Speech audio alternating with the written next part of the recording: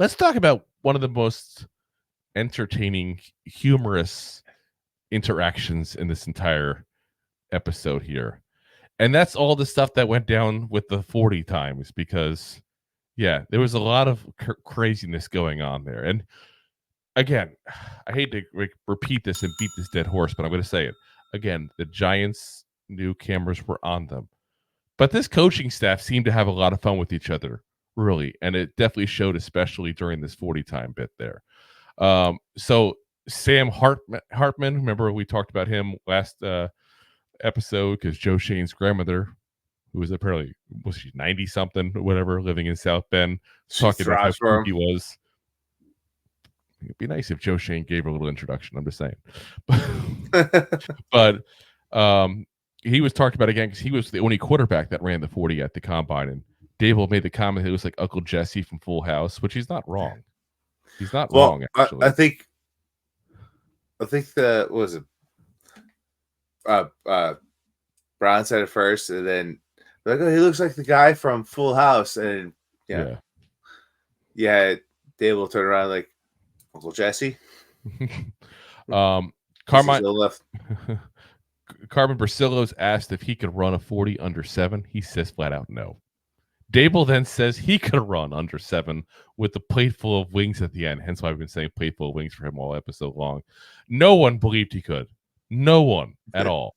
I'm telling you right now, I wish I knew someone in Giants media well enough.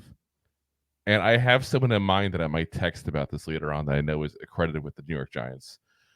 And I feel like I'm name dropping. I'm not trying to name drop on purpose. I'm not even name drop. I'm just like brag dropping, I guess, to a certain degree of this episode. I'm not trying to be that guy. Totally that guy right now. I totally am being that guy. I'm not trying to be. We've just been doing this for a couple of years, so we just happen to have some people's cell phones in the media and all. But I would love it if somebody next time challenged him publicly to doing a 40-yard dash at do it at training camp and give him a plate full of wings at the end if he does it under 7. Like, I think that'd be the funnest thing ever. I really do. Brian Daboll, if you are listening, I'll challenge you to the 40 for those wings. Like I'm telling you, like, you know what it reminded me of? Like, you know, like when John Boy Media does their own combine and Justin Pennick always does the his 40 dash. It isn't as a joke, obviously. Like, Justin is he's a nice guy, but he's not the guy who's going to win a lot of races. I'll put it that way. Like, but it kind of reminded me of that. He'd be like sitting there like, ah. But like, I really want to see this. So like I said, I may have to text somebody about this later because I don't know why I didn't think about that earlier. But yeah, somebody at the media needs to, the second training camp opens up, offers them to do it publicly during training camp. I think it'd be hilarious. And I think that should be a good bonding moment for the team as well. I think the team as a whole would get a kick out of it. I really do. Kind of like, you know, when they were talked about, and I hate to bring up this guy, but Joe Judge, when they had the mud fight at one of the training camps. And it's kind of like a let loose moment. Like, I think if we get that kind of moment for him, it can help the team get together. We got to, of course, talk about, if we're going to talk about the 40 times, we got to talk about the big one being Xavier Worthy, who, of course, broke the record at the combine there. I think we can say without saying spoiler alert because, you know, it happened months ago. And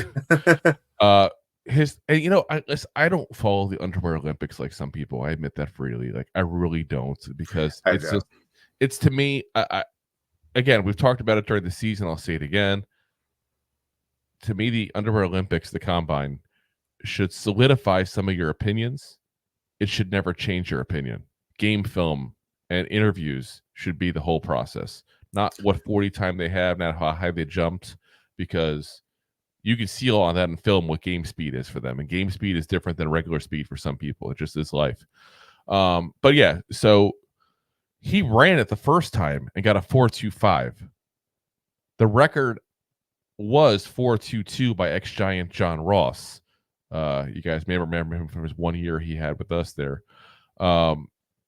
There was talks like, will he rerun this again? Will he do it again? You know, some people do it a second time, some people don't. He went for it. And he got that 4.21. Initially, the unofficial time was 4.22. He tied with John Ross, but the official time was 4.21.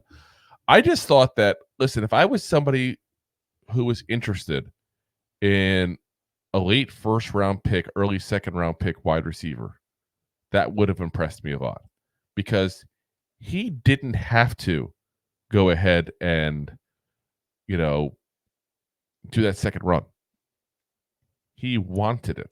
He wanted the record, and now this year he'll be a Kansas City Chief now, playing with the best quarterback in all of football. And then, listen, if that's the kind of guy he is, those two are going to get along very well. Yep.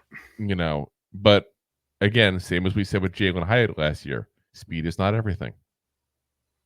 It's a key part. It's a fun part, but it's not everything. So we'll see what he does. It doesn't make him a great Pro Bowl kind of caliber receiver this league.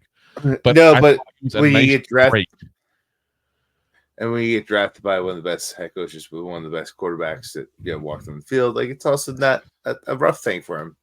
Exactly. But yeah, Joe Shane then at the end of that makes the joke about asking if he's going to play at 6 now. So I thought that was kind of fun. Like I said, you do see some of their personality on this thing. It's kind of a little fun there. But he does say at that point that realistically somebody would take him probably in the first because of that. And of course, that's exactly what happened. Yeah. I just like that at the end where Daboll was like, come on, realistic, guys. Like, if I have to run a 7, if I have to beat him, where do I have to start? And they're like, the 35 for a shot. Like I said, it was fun to see those guys interacting like that there, especially Bricillo, because we don't know anything about Bricillo yet. We don't, he's brand new to the team, and he was kind of right in the middle of it with them. So it was nice to watch. I did like that.